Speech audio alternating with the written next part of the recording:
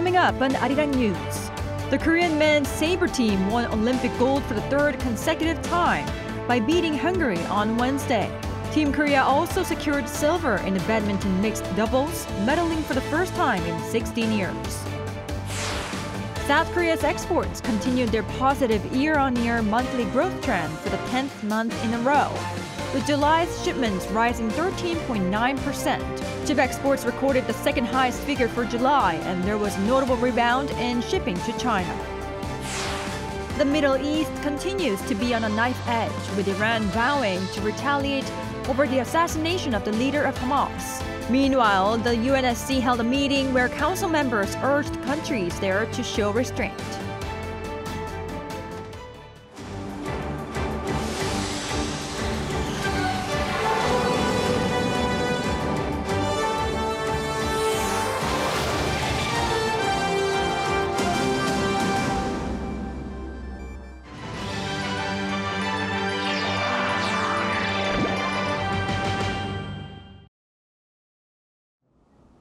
Thanks for joining Arirang News. I'm Kim Bo-kyung.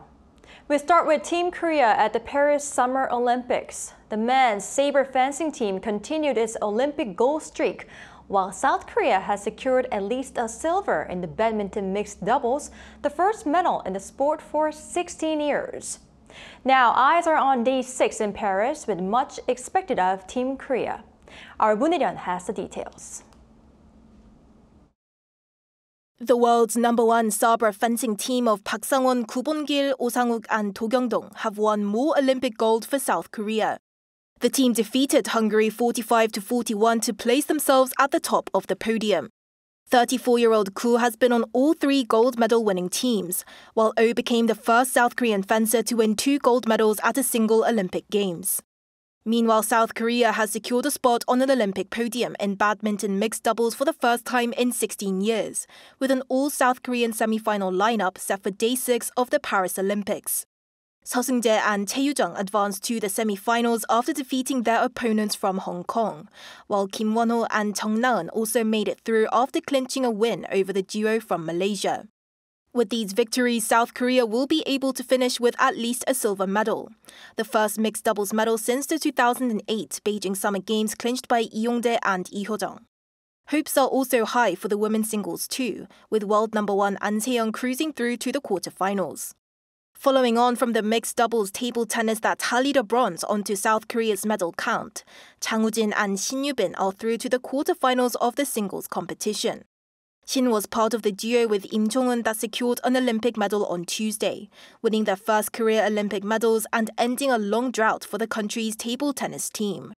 The last time a South Korean table tennis player stood on the Olympic podium for the women's singles was in 2004. Shin will need to win 2 more matches to do so this year.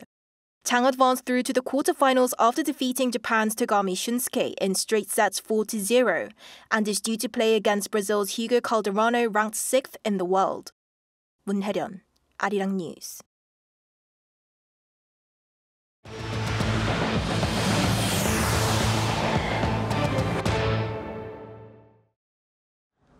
Korea's exports expanded almost 14% in July as global demand for semiconductors remained robust. Park Eun-woo reports. South Korea's exports rose for the 10th consecutive month in July. According to the Trade Ministry's data released on Thursday, the value of exports rose by nearly 14% on year last month, reaching around $57.5 billion. That's the second largest amount for any July so far. 11 out of the 15 major exporting items, including chips and petroleum products, have all seen increases over spanning several months, including July. The export value for semiconductors, one of the country's largest shipping items, exceeded $11 billion last month, up by more than 50% on year. That's the 4th consecutive on-year increase of more than 50% since April. Automobile exports dropped by around 9% compared to the previous year, due to the car industry's summer vacation seasons, which started earlier than last year at the end of July. By destination, 8 out of the 9 major shipping regions, including China, the US, and ASEAN, saw jumps in exports. Shipments to China recorded an on-year increase of nearly 15% last month, at over $11 billion, mainly due to increases in intermediate goods like semiconductors, as the IT market has been recovering recently. That's also the fifth straight month that the country has exceeded the $10 billion mark for exports to the region. Exports to the U.S. saw an all-time record high for any July, reaching $10.2 billion, up 9.3% on year. Imports in July came to around $53.8 billion, up 10.5% on year. That resulted in a trade surplus of more than $3.6 billion, making it the 14th consecutive monthly surplus since June last year. With robust trading last month, the Trade Ministry hinted at a bright forecast for exports in the latter half of the year. Usually, exports are high in June and drop slightly in July. But there was a good start for the second half of the year as July's performance was better than June this year. Another expert also spoke about the rosy prospects for chips in the latter half of the year. Part of the increase is because of higher demand for semiconductors due to increasing investment in AI. Now, if interest rates do fall at the second half of the year as expected, then that will mean a boost to high-tech sectors.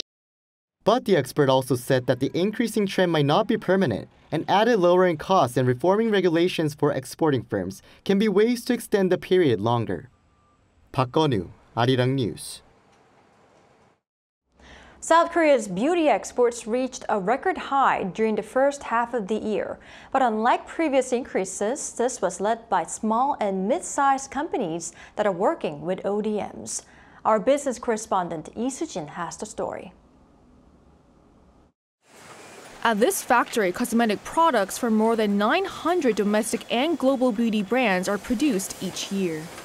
These include renowned global brands such as L'Oreal and Kiehl's, as well as rising domestic indie brands, Beauty of Chosun and Dalba. We no longer have an off-season, and our production lines are constantly running at full capacity, producing 60 products in 1 minute, thanks to the growing demand for our technologies. And this technology and knowledge of ODMs are exactly how beauty exports of SMEs were able to reach a record $3.3 billion for the first half of the year. ODMs like Hallmark Korea are often labeled as a chip foundry TSMC of the makeup industry because they not only manufacture products on behalf of companies, but also use their development knowledge to bring makeup ideas to life. Their impressive production capacity is also evident in the large tanks where blades are continuously mixing 30 to 40 ingredients at certain temperatures to ensure that the mixture remains smooth. But here's how their design and development knowledge is helping beauty SMEs grow. Our R&D involves preemptively recognizing global beauty market trends and understanding what consumers want. 7% of our sales are continuously being invested in R&D and 30% of our employees are researchers. ODM's active R&D investment is what makes them able to share their product design and development skills with SMEs that don't have the necessary capacity yet, allowing them to focus on marketing. By working with ODMs, SMEs can market a wide range of makeup products under their own brands. And the cosmetic knowledge of ODMs can be witnessed even in the most basic steps where they melt and mix ingredients that are in powder and oil form to create, in this case, sunscreens. It's also reflected here in the more complex steps of creating the most marketable shade for a lip tint, where the researcher measures and mixes different pigments in a specific proportion. And all of this is part of the larger process of collaborating with beauty SMEs to help them become competitive. The recent success of close collaborations with ODM companies like this is thus expected to lead to the growth of more indie beauty brands that will help continue the momentum of their exports. Lee Soo-jin, Arirang News. Meanwhile, South Korea's semiconductor firms are on high alert as the U.S. is considering further restrictions on China's access to AI memory chips. On Wednesday, Bloomberg reported that U.S. measures would cover advanced high-bandwidth memory semiconductors such as the HBM2, HBM3, and HBM3E, as well as the equipment used to make them. Leading chip makers Samsung Electronics and SK hynix that dominate the HBM market, alongside US-based Micron, are said to be monitoring the situation, as it is yet unclear how the measure will unfold, but it will aim to prevent them from supplying China with HBM chips. While no final decision has been made, the move could be announced as early as later this month. Now to the turmoil in the Middle East. Iran's supreme leader has reportedly ordered an attack on Israel in revenge of the killing of the Hamas chief in Tehran. It's raising fears of an all-out regional war. Peunji reports. The funeral for the assassinated Hamas chief Ismail Haniyeh and his bodyguard took place in Tehran on Thursday, with Iran's supreme leader, Ayatollah Ali Khamenei, leading the prayers. Thousands of people gathered on the streets of Iran's capital to mourn the Hamas leader. The assassination has drawn threats of revenge, as the Iranian leader has reportedly ordered an attack on Israel. Citing 3 unnamed Iranian officials, the New York Times said the order was given at an emergency meeting of Iran's Supreme National Security Council on Wednesday morning, shortly after Iran announced that the Hamas chief had been killed. It also reported that Iran is considering simultaneous attacks from other countries where it has allied forces, including Yemen, Syria, and Iraq, to maximize the impact of the retaliation. Israel, which has been accused by both Iran and Hamas of the assassination, has neither acknowledged nor denied killing Haniyeh. The Israeli Prime Minister simply vowed to respond forcefully to any attack on the country. We are prepared for any scenario and will stand united and determined against any threat.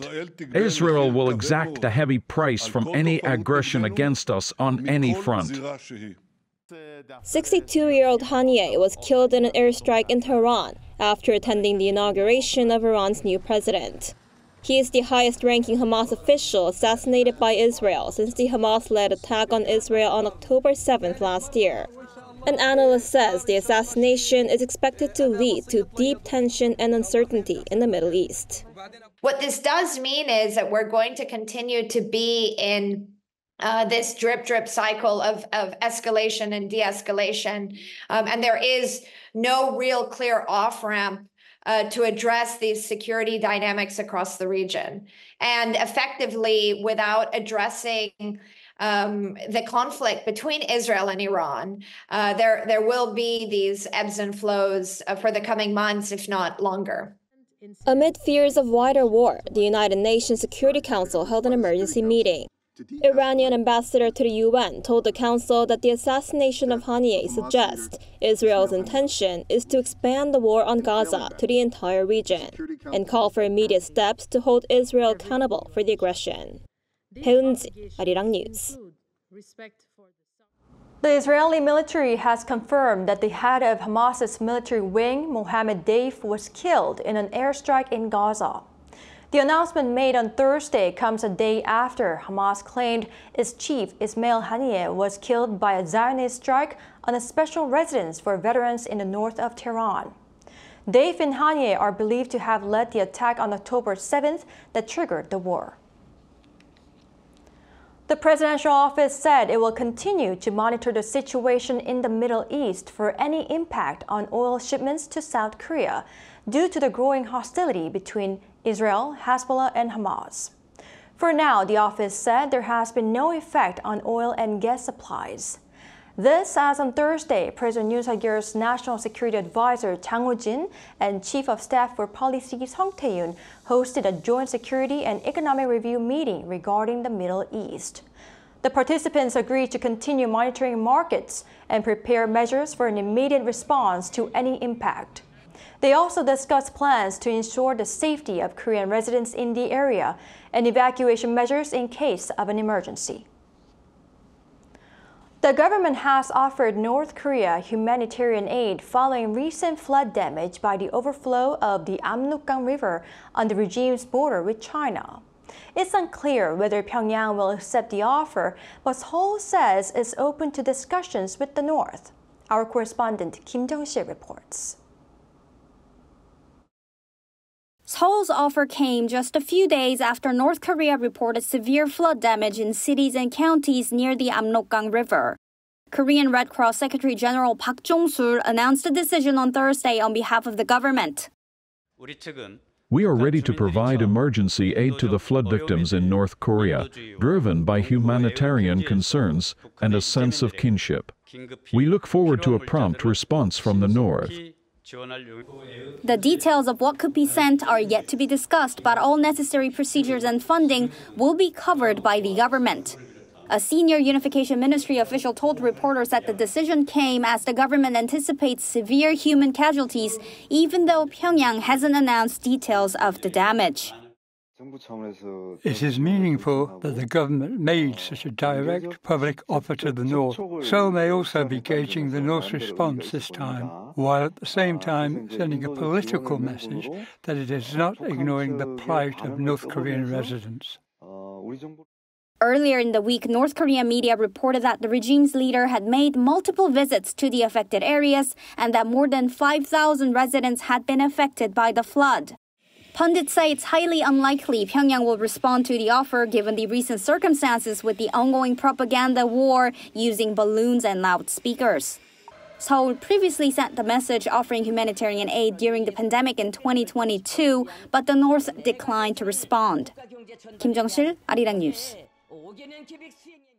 In the National Assembly, wrangling continues at a plenary session, this time over a contentious opposition-led economic relief bill. The ruling party has once again activated a prolonged debate following last week's 6-day-long one. Our political correspondent, Lee Si-yoo, reports.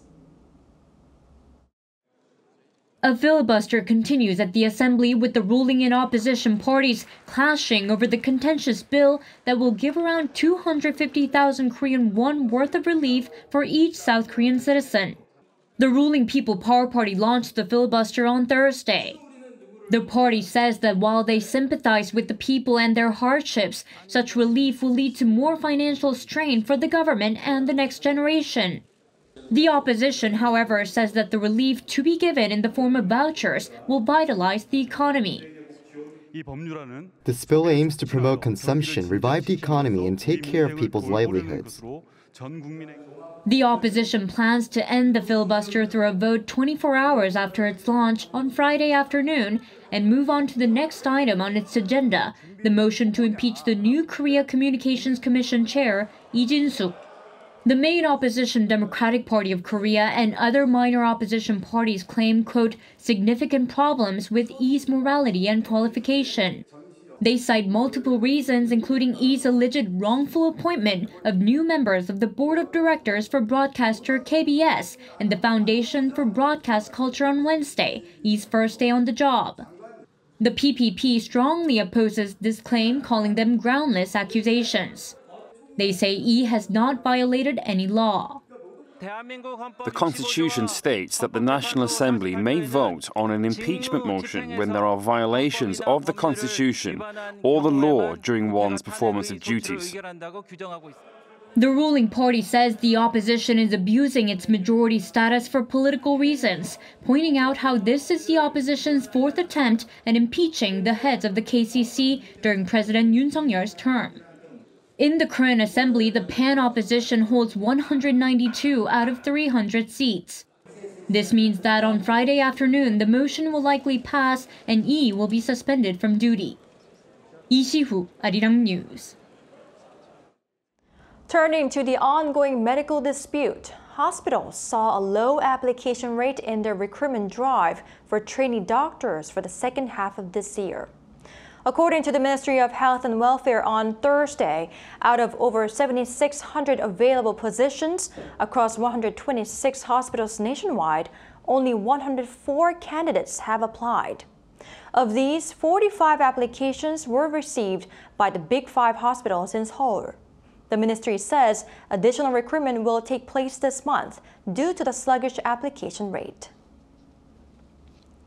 With regard to the deadly car crash near Seoul City Hall, police have concluded that poor driving skills were to blame for the deadly crash that killed 9 people in downtown Seoul in early July. They have forwarded the case to the prosecution under the Act on Special Cases. Cha Yoon-kyung reports. After a month-long investigation into the car crash that claimed the lives of 9 people, Seoul Namdaemun Police Station stated that the car crash was caused by driver's mistakes, not by a sudden unintended acceleration of the vehicle as claimed by the elderly driver. Police have forwarded the case of the 68-year-old driver, surnamed Cha, to the prosecution under the Act on Special Cases concerning the settlement of traffic accidents this morning. The suspect's car, along with its black box recording and EDR data, had been sent to the National Forensic Service on July 2nd for analysis. Police said Cha is consistently claiming that it was an accident caused by defects in the vehicle. However, they noted that the National Forensic Service analysis revealed no mechanical defect was found in the acceleration and brake systems. The event data recorder was also operating normally. According to an analysis of the EDR, the brake was not applied 5 seconds before the accident happened. Police also reviewed CCTV recordings from the accident site and black box data. Their investigation showed that Cha had pressed the accelerator instead of the brake. There was also evidence showing records of him stepping on and off the accelerator, and scuff marks on his shoes matched marks on the accelerator pedal. Cha was formally arrested on Tuesday after a court issued an arrest warrant for his role in the crash that left 9 people dead and 7 people injured on July 1st. Cha Yoon-kyung, Arirang News. From drinks and snacks to basic necessities, convenience stores in South Korea have almost everything. They're also almost everywhere. An Sung-jin takes a look at what makes the country's convenience stores unique. I'm standing here on the streets of Seoul, and one thing that stands out is that you can easily spot a handful of convenience stores on just one single block. I'll be walking through to see how many there are. The second one. So there are a lot of them around, which adds to convenience, but what makes them convenient when you step inside? They're more than a store where you can grab a quick snack. As the name suggests, convenience stores are easily accessible and provide services that are needed in everyday life. Not only can you pick up groceries, but convenience stores do foreign currency, allow you to pay your utility bills, print things off, and even send and receive packages. Before, I had to go to the post office, which would be time-consuming and expensive. But with the convenience store nearby, it's way cheaper and more convenient to do so. According to the Korea Association of Convenience Store Industry, there are more than 55,000 convenience stores across the country. This means that there are approximately 950 people in the country per store, making South Korea the most densely populated when it comes to convenience stores. As a retail store close to customers by providing various services, convenience stores provide comfort for customers, while for franchise stores, this can increase their sales. For delivery services, the usage rate increases significantly every year, and once customers come for parcel services, it sometimes leads to the sale of other products as well. Data from the Trade Ministry shows that convenience store sales rose by nearly 10% last year. One expert says that there are various reasons as to why that's the case. Korean convenience stores run various promotions and limited time sales. They also have tables outside so customers can enjoy the drinks or snacks that they have bought. Alongside an increase in single-person households, since more of the younger generation want to live in the city, they don't have much living space, which also means buying things in smaller quantities. As these stores appear more and more on dramas and social media, it's no longer just the locals who come and enjoy the convenience store experience. Everybody knows about convenience stores and how it's got everything here. In Canada, convenience stores are kind of just basically this convenient. If I need it, I'll go, but it's not as important as it would be. With less time but more on the to-do list, the rise in convenience stores reflects the fast-paced life in South Korea. An Sung-jin, Arirang News.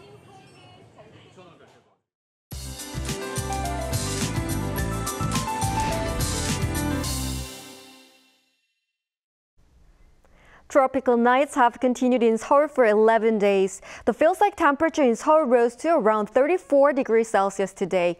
In fact, heat wave warnings are still in effect in most parts of the country. The heat wave is expected to continue for more than 10 days until next weekend. Tomorrow, the rain will expand to center areas and western parts of the country. There will be 5 to 40 millimeters and more than 60 in many places in northern Gyeonggi-do province by afternoon. From afternoon to evening, showers will pass in the southern inland areas and Jeju Island. After the rain stops, scorching heat of around 33 degrees will continue again. Tomorrow, most areas will start off at 26 to 27 degrees.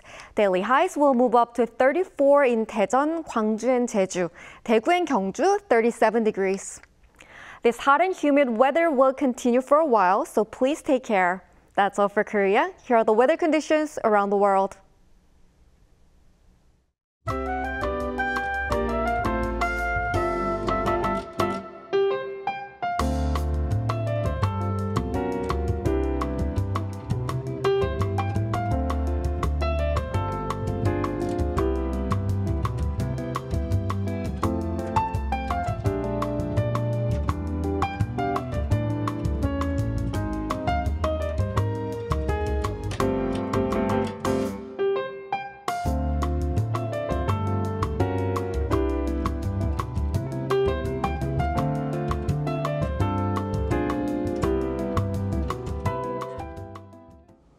That's all we have for today. Thank you for watching. Arirang News will be back at 9 a.m. Korea time.